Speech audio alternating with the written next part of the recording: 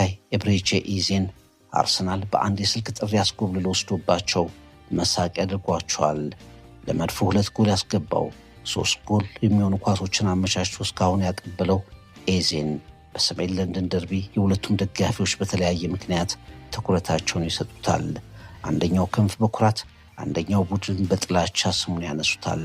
የአርሰናል አማካዮች ከእርስ በርስ አማካዮች ያለ ጋብሪኤል ማጋሊሽ የሚቆመው የአርሰናል መከላከል ከቶማስ ፍራንክ ማጥቃት የቆመ ኳስ አጠቃቀም ፍልሚያ ጉዳት የፈተነው አሰላለፍ የታክቲክ ጦርነት ሰሜን ለንደን ደርቢ 198ኛው ፍልሚያ ሁሌም ጎሎች፣ ክስተቶች፣ ስህተቶች፣ አወዛጋቢ ውሳኔዎች የማያጡት ደርቢ ከፕሪሚየር ሊጉ መመለስ ጋር ትልቁን ትኩረት ይስባል። ኤዜ ከዣቪ ሲሞንስ፣ አርቴታ ከቶማስ ፍራንክ።